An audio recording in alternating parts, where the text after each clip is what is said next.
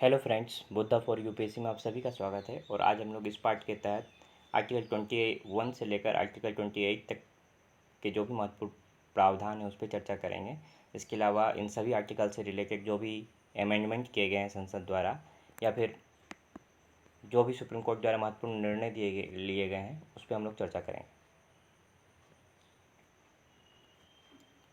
देखते हैं आगे क्या है। सबसे पहले है कि आर्टिकल 21 ये बहुत ज़्यादा इंपॉर्टेंट आर्टिकल है। इसमें क्या है कि किसी भी व्यक्ति को विधि द्वारा स्थापित प्रक्रिया, यहाँ पर ध्यान दीजिएगा दो चीज़, विधि द्वारा स्थापित प्रक्रिया और दूसरा प्राण तथा दैहिक स्वतंत्रता। तो विधि द्वारा स्थापित प्रक्रिया से ही प्राण तथा दैहिक स्वतंत्रता से वंचित किया जा सकता है, अन्यथा नहीं। इसमें दो चीज़ है, एक तो है कि प्रोसीड्योर इस्टेब्लिश्ड बाय लॉ, जो कि इंग्लैंड की अवधारणा है। इसके तहत ये हो सकता है कि आप कोई भी एक्ट के जो कंटेंट है उसे चेक नहीं कर सकते हैं, लेकिन उसे लागू करने का जो प्रोसेस है उसे चेक कर सकते हैं। जैसे कि अगर संसद विधि बना देती है कि चोरी के लिए आपको फांसी की सज़ा देना है, तो वहाँ की कोर्ट इस आधार पर उसका विरोध नहीं कर सकती कि चोरी के लिए फांसी की सज़ा उचित है या अनुचित, बल्कि केवल इस आधार पर चेक करेगी कि प्रॉपर प्रोसेस का पालन हुआ है नहीं। अगर व्यक्ति वास्तव में दोषी पाया जाता है प्रोसेस के तहत, तो उसको फांसी की सज़ा ही देना पड़ेगा। दूसरा है ड्यू प्रोसेस ऑफ लॉ, ये यूएसए की अवधारणा है। ये है यथोचित विधि प्रक्रिया। इसमें न केवल प्रोसेस बल्कि कंटेंट दोनों को चेक कर सकती है सरकार। तो इसमें अर्थात इसमें अगर बनाया है, ये सज़ा बनाया गया है कि चोरी करने के लिए फांसी दिया गया, तो उसको कोर्ट चाहे तो उसे भी चेंज कर सकती है। तो आरंभ में चूँकि विधि द्वारा स्थापित प्रक्रिया लिखा गया था, तो कई बार इस चीज़ को कोट किया गया सरकार द्वारा। तो बाद में मेनका गांधी मामले में इस कोर्ट ने स्पष्ट किया कि विधि द्वारा स्थापित प्रक्रिया का अर्थ ही यथोचित विधि प्रक्रिया है। अर्थात भारत में इसका अर्थ माना जाएगा ड्यू प्रोसेस ऑफ लॉ, अर्थात हमारी न्यायपालिका न केवल प्रोसेस बल्कि जो विधि का कंटेंट है उसे भी चेक कर सकती है। तो यह अधिनियम भारत में नागरिक सक्रियता तथा न्यायिक पुनर्विलोकन का आधार बनकर उभरा। न्यायिक सक्रियता का है तात्पर्य कि जब न्यायपालिका विधि से रिलेटेड कार्यों में भी अपने डिसीजन से प्रभावित करती है, तो वो हो गया न्यायिक सक्रियता। तो अब हम लोग आगे बढ़ते हैं। इसमें एक्चुअली बहुत सारा विस्तार किया गया है विभिन्न डिसीजनों में, वो हम लोग देख लेते हैं। और कभी कभी क्वेश्चन पूछता है, जैसे देखिए क्या है, गरिमापूर्ण जीवन का अधिकार, मेनका गांधी मामला, एकांतता का अधिकार, फोन टैपिंग मामला, आजीविका का अधिकार, ओल्गा टेलिस बनाम भारत संघ मामला में। उसी प्रकार प्रदूषण से संरक्षण का अधिकार, एम.सी. मेहता बनाम भारत संघ मामला, भोजन का अधिकार, नींद का अधिकार, आश्रय का अधिकार, विदेश यात्रा का अधिकार, ये सब साफ सामान्य है। इसके अलावा निःशुल्क कानूनी सहायता का अधिकार, सुखदास बनाम आंध्र प्रदेश मामले में इसे भी दिया गया था डिसीजन। इसके अलावा शीघ्र चिकित्सा का अधिकार परमानंद कटारा मामला में दिया गया था इसे।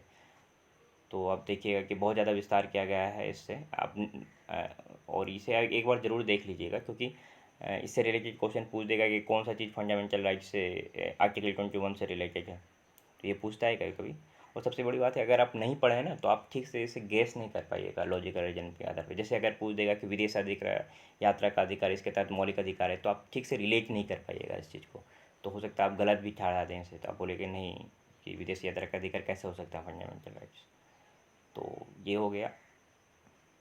आगे हम लोग और भी देख लेते हैं इससे रिलेटेड चीज़। कोर्ट ने अपने निर्णय में कहा है कि यदि कैपिटल पनिशमेंट प्राप्त व्यक्ति को लंबे समय तक मृत्युदंड नहीं दिया गया तो यह विलंब उसकी मानवीय गरिमा का विरुद्ध है, अतः इसे उम्र कैद में परिवर्तित कर देना चाहिए।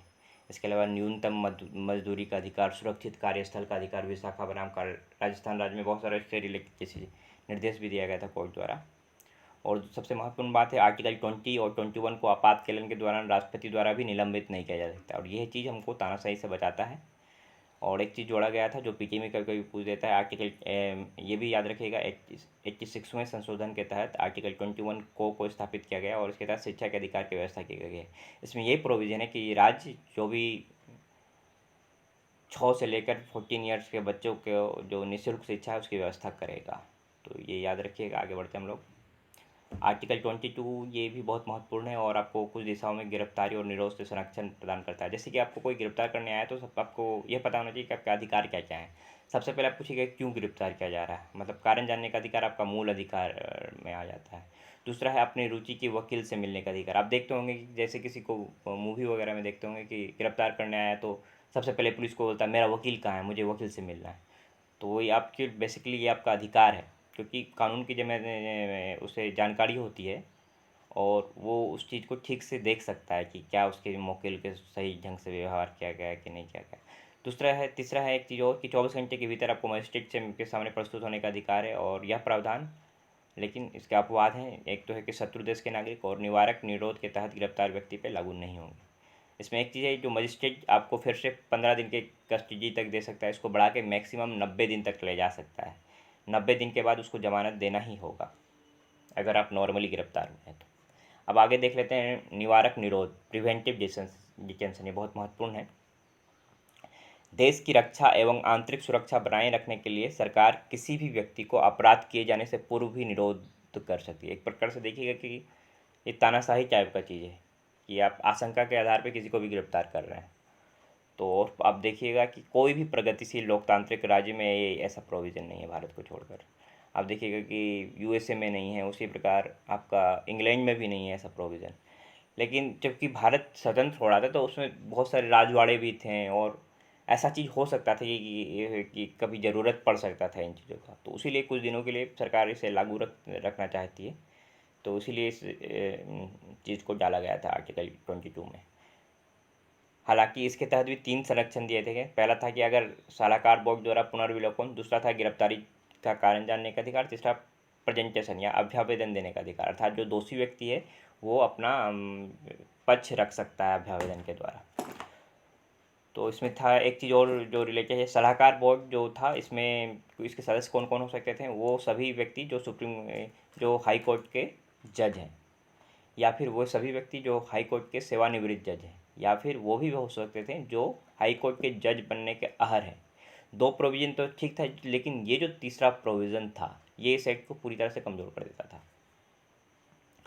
क्योंकि ये ऐसे कोई भी व्यक्ति हो सकते थे, जो ऐसे हज़ारों की संख्या में ऐसे व्यक्ति थे जो 10 वर्ष से अधिक हाई कोर्ट में प्रैक्टिस कर रहे हैं।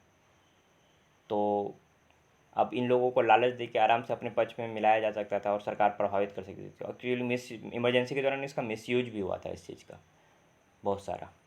और इसमें अवधि भी अधिक थी। अगर 3 महीना तक आप ऐसे भी रख सकते, 3 महीना से ज़्यादा अगर करना है तो सलाहकार बोर्ड द्वारा मतलब 3 महीने का अवधि दिया गया था कि 3 महीना तक की अवधि में सलाहकार बोर्ड अपना निर्णय देगी।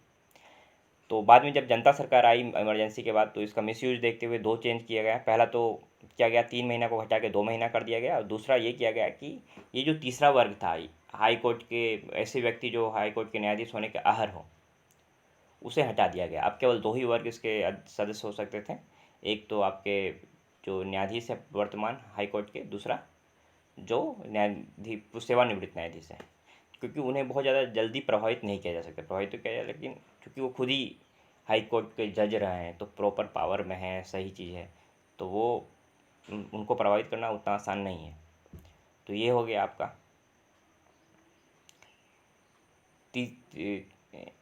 और लेकिन एक चीज़ ये भी है कि ये जो चेंज किया गया था, इसे लागू करने के लिए एक एक्ट बनाया के जाने की ज़रूरत थी। लेकिन वो सा क्योंकि बहुत ज़्यादा दिन तक सरकार रही नहीं, तो वो सा प्रॉपर एक्ट नहीं बन पाया। तो अभी भी जो पहले वाला यथास्थिति है व्यवहार में वही है अब, लेकिन इस पर कभी भी एक्ट बना दे तो हट जाएगा ये, और जो बाद में चेंज किया हुआ है वो लागू हो जाएगा।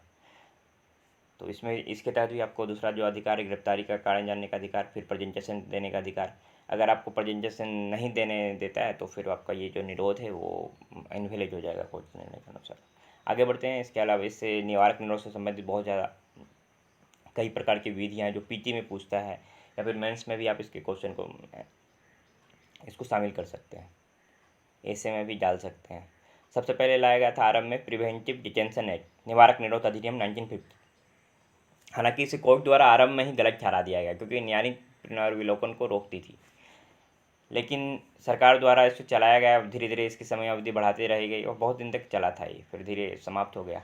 लेकिन बाद में जब इंदिरा गांधी की सरकार आती है, नई प्रधानमंत्री, तो फिर वो इस एक्ट को एक नई एक्ट लाते हैं, मेंटेनेंस ऑफ, अर्थात मीज़ा के नाम से आप सुने होंगे कभी, maintenance of internal security act, आंतरिक सुरक्षा अधिनियम आप इसे ये भी बोल सकते हैं, 1971 में। तो वो क्या था, उसके बाद फिर जनता सरकार आती है, तो इस एक्ट का मिसयूज देखते हुए वो इसे हटा देती है।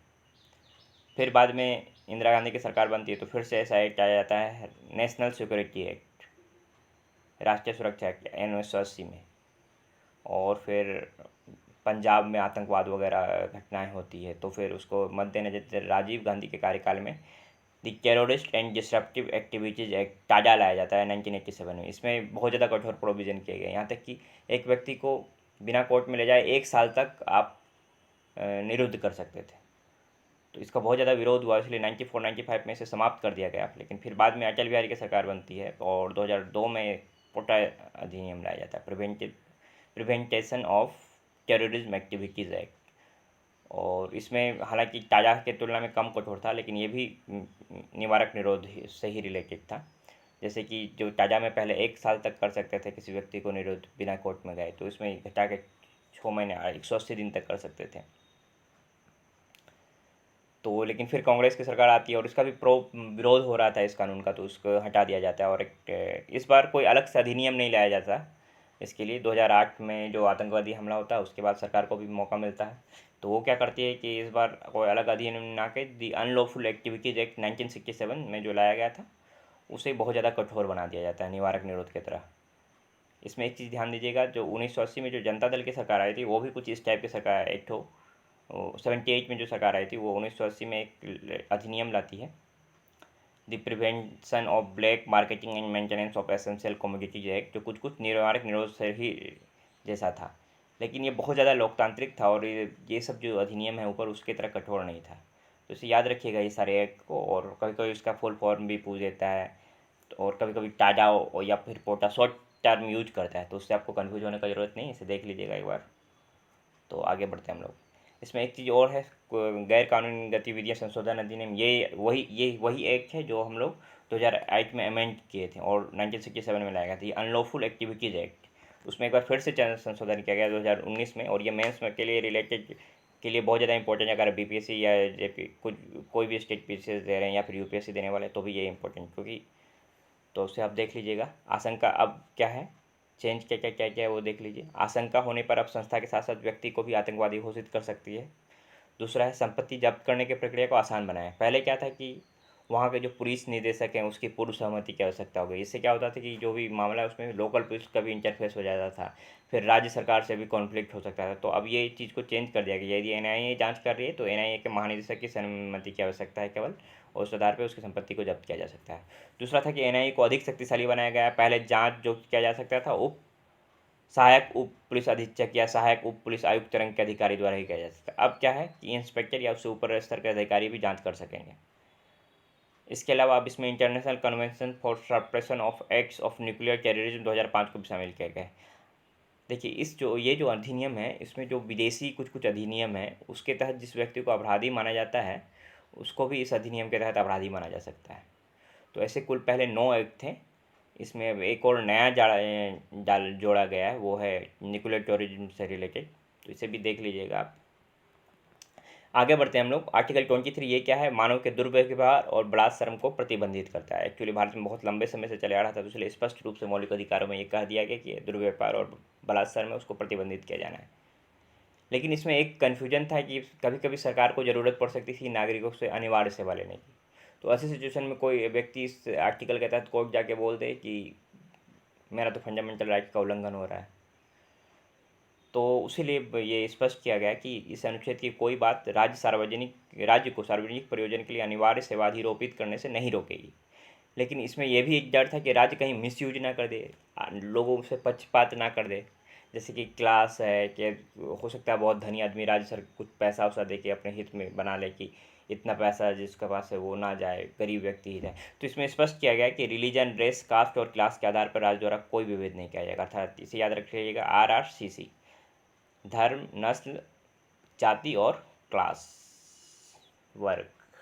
आगे बढ़ते हैं हम लोग। आर्टिकल 24 ये था बच्चों का जो कारखानों और ऐसे कोई भी शोषण वाले जो क्षेत्र हैं उसमें बच्चों के नियोजन को प्रतिषेध करती है। और 14 वर्ष से कम आयु के बच्चे खान कारखाने पर अन्य परिसंकट में नियोजन में नहीं लगाया जाएगा। 2006 से उसे ढाबा में नियोजन पर भी रोक लगा दिया गया। उसी प्रकार गलीचे जो उद्योग है, गलीचा उद्योग में भी बच्चों के नियोजन पर रोक लगाया गया। आप देखिएगा कि अभी भी आप जाइएगा होटल और ढाबा में तो कोई ना कोई छोटू आपको मिल ही जाएगा वहाँ पे काम करता हुआ। इसका सबसे बड़ा कारण है कि बहुत कम पैसे में वो लोग काम करते हैं, इसलिए लगातार हो रहा है। तो इस एक्ट का जो क्रियान्वयन है अभी भी नहीं हो पाया है ठीक से, तो उसके क्रियान्वयन की ज़रूरत है पूरा प्रॉपर। अब आर्टिकल 25 पे बहुत ज़्यादा बाद में रहा है, अक्सर धर्म की स्वतंत्रता से रिलेटेड है, धर्मनिरपेक्षता से रिलेटेड है, और जो नहीं जानते थे वो धर्म के नाम पे कुछ भी करना चाह रहे हैं, जो अपना हित साधेंगे किस लिए और बोलेंगे ये धर्म से रिलेटेड है। तो ये एक देखिएगा कि बहुत ज़्यादा लॉजिकल है, और इस पे ये बताता है कि धर्म का जो आपका स्वतंत्रता है वो निरपेक्ष नहीं है, बल्कि उसमें भी बहुत सारी चीज़ हैं। जैसे कि 3 चीज़ देखिएगा, एक तो है लोक व्यवस्था अर्थात पब्लिक ऑर्डर, दूसरा है स्वास्थ्य, और तीसरा है सदाचार। ये 3 चीज़ याद रखिएगा। अगर इस पे कोई आँच नहीं आए तभी नागरिकों को अंतःकरण के स्वतंत्रता के साथ धर्म को स्वीकार करने की स्वतंत्रता एक, दूसरा नंबर आचरण करने की स्वतंत्रता, और तीसरा नंबर प्रचार करने की स्वतंत्रता दी गई है। लेकिन अगर आप बोलिएगा कि किसी धर्म के नाम पे आप अनिश्चित काल तक उपवास कीजिएगा और सुसाइड करने लगिएगा, तो आपको क्या पुलिस ले जाके आपको हॉस्पिटल में भर्ती कर सकती है। उसी प्रकार आप नॉर्मल जो सदाचार है उसके विरुद्ध आचरण कीजिएगा, बोलिएगा ये मेरा धार्मिक कृत्य है, तो वो भी नहीं चलेगा। और हालांकि इसमें और एक जो 3 स्वतंत्रता दी गई थी, स्वीकार करना और आचरण करना तो ठीक है, लेकिन प्रचार करने का जो स्वतंत्रता है उसके तहत धर्मांतरण का खेल चलने लगा था पूरा भारत में। तो कोर्ट इस पर भी डिसीजन दी है, इस केनियस लास बनाम मध्य प्रदेश राज्य में, कि कोर्ट द्वारा निर्णय दिया गया है कि बल, लालच, छल या प्रलोभन प्रचार के तहत नहीं आते, और इन आधारों पर धर्मांतरण अनुचित है। अब देखिए किसी को पैसा दे दिया गया या कुछ सुविधा दे दिएगा, बोला गया तुम इस धर्म को शामिल कर लो, तो वो बहुत सारा चीज़ हो रहा था, वो गलत भी था, तो इसलिए सरकार इस पर रोक लगाई है। और अब आगे बढ़ते हम लोग, इस चीज़ में और एक रिलेटेड चीज़ था, पर जो हम लोग बात किए थे कि धर्म के आधार पे ऐसे चीज़ बोल सकते थे व्यक्ति जो उसका हित में हो, लेकिन बोल देगा कि चूंकि ये मेरा धर्म है इसलिए हम कर रहे हैं। तो सरकार स्पष्ट करती है कि राज्य धर्म से संबंधित गैर धार्मिक पक्ष को विनियमित करने के लिए विधि बना सकता है। जैसे कि आप देखिएगा कि पहले हमारा जो मंदिर वगैरह में चलता था कि देवदासी प्रथा चलता था, तो कोई शोषक वर्ग था, एक वर्ग था पुजारियों का या जो फिर कुछ चीज़ का, वो शोषण करता था। तो हालांकि वो शुरू से ही बहुत पहले ही उसको हटा भी दिया गया, इलीगल भी साबित कर दिया गया। उसी प्रकार हमारे मुस्लिम समाज में था एक निकाह हलाला ये सब प्रथा, तो उसमें भी क्या था, उस वर्ग के जो महिलाओं हैं उनका शोषण किया जा रहा था पुजारी या फिर उसके द्वारा। तो इसीलिए सरकार आप देखिएगा हाल में मुस्लिम महिला से रिलेटेड जो, या फिर 3 बार तलाक बोल के तलाक दे देना, ये क्या कोई, तो इसका विरोध किया गया सरकार से, सरकार द्वारा तलाक ए शिद्दत शायद था। तो वो आप देख लीजिएगा, ये बहुत ज़रूरी एक्ट है कि धर्म के नाम पे कोई आपका शोषण ना कर पाए। तीसरा था कि हिंदू वर्ग का जो कुछ कुछ था मंदिर, तो पहले आप देखिएगा कि एक आत्म सम्मोलन, आत्म सुधार आंदोलन था या आत्म सम्मान आंदोलन था। वो बेसिकली ये सब चीज़ पे रिलेटेड था कि मंदिर में नीचे जो वर्ग हैं या फिर अलग अलग जाति के वर्ग हैं उसको घुसने में भी प्रतिबंध था। अब ये कैसा चीज़ है कि भगवान का जो पूजा कर सकता है सिर्फ एक वर्ग का लोग पड़े, तो ये भी धर्म के नाम पे गलत था। तो ये भी स्पष्ट किया गया, सामाजिक कल्याण या सुधार के लिए या सार्वजनिक प्रकार के हिंदुओं के सभी संस्थाएं हिंदुओं के सभी वर्गों के लिए खुली रहेंगी। और इसमें 2 स्पष्टीकरण दिया गया। पहला था कि कृपान धारण करना और लेकर चलना सिख धर्म को मानने का अंग समझा जाएगा, अर्थात सिख कृपान धारण कर सकते हैं। दूसरा यह था कि सिख हिंदू के जो धार्मिक संस्थाएं हैं उनका तात्पर्य सिख, जैन और बौद्ध धर्म के मानने वाले व्यक्तियों पर भी लागू होंगे, अर्थात उनके भी जो धर्म स्थल हैं वो सभी के लिए खुले रहेंगे।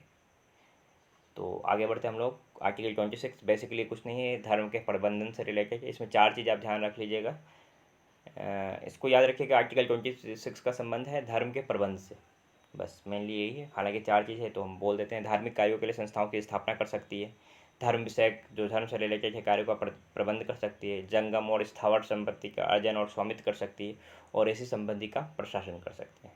ठीक है, आगे बढ़ते हम लोग। आर्टिकल 27, इसमें क्या है, धर्म के अभिवृद्धि के लिए धन देने की आपको स्वतंत्रता है, आप धन दे सकते हैं, लेकिन ऐसा कर देने के लिए किसी को भी बाध्य नहीं किया जाता। अब ये हुआ कि कभी किसी समुदाय का वर्ग का व्यक्ति आ गया आपके घर में, बोलने लगा कि हमारे धर्म के उत्थान के लिए कर दीजिए ही, तो वो नहीं कर सकता है ये सब, क्योंकि उससे फिर गलत हो जाएगा चीज़। आप याद रखिएगा ये सब चीज़, जो आर्टिकल 27, 26 है, छोटा छोटा चीज़, ये राज्य स्टेट PCS के पीटी में पूछता है, फंडामेंटल राइट से रिलेटेड है, तो वो याद जरूर रखिएगा। आर्टिकल 28 है, आप इसमें देखिए क्या है, ये भी बहुत महत्वपूर्ण है, धार्मिक शिक्षा तथा धार्मिक उपासना में उपस्थित होने से संबंधित स्वतंत्रता।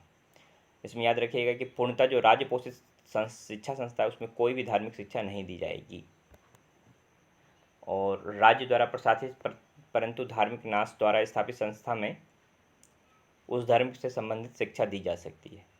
मतलब जैसे कि कुछ ऐसे मदरसा हैं या फिर कोई धर्म से रिलेटेड, लेकिन राज्य द्वारा कुछ सहायता ले रहा है, तो वो किया जा सकता है। लेकिन तीसरा और एक था कि राज्य द्वारा मान्यता प्राप्त है ये कौन सा संस्था है या फिर वित्तीय संस्था सहायता प्राप्त संस्थान है आंशिक रूप से, तो उसमें धार्मिक शिक्षा दिया तो जा सकता है, लेकिन ऐसा करने के लिए किसी को बाध्य नहीं किया जा सकता। आप देखिएगा कि और इसमें है कि अगर आपका बच्चा आइडियलिस्ट नहीं है तो उसके गार्जियन की इच्छा को ही उसका इच्छा माना जाएगा। और एक चीज़ है इसमें धर्म से रिलेटेड कि निजी शिक्षा संस्थानों की तो बात नहीं की गई, तो इसका मतलब यह है कि निजी जो संस्थान है उसमें हम धार्मिक शिक्षा दे सकते हैं। तो इसमें भी वही प्रोविज़न है कि आप बाध्य नहीं कर सकते किसी को, क्योंकि फिर वो आपके फंडामेंटल राइट्स का उल्लंघन हो जाएगा। तो ये था आज का डिस्कशन, और नेक्स्ट जो पार्ट होगा उसमें पूरा फंडामेंटल राइट्स कवर हो जाएगा। एक बहुत महत्वपूर्ण आर्टिकल है इसमें 32, जिसको अम्बेडकर ने जी ने भारत का आत्मा कहा था, तो वो सारे चीज़ पे हम लोग डिस्कस करेंगे और भी। तो आज के लिए इतना ही, धन्यवाद।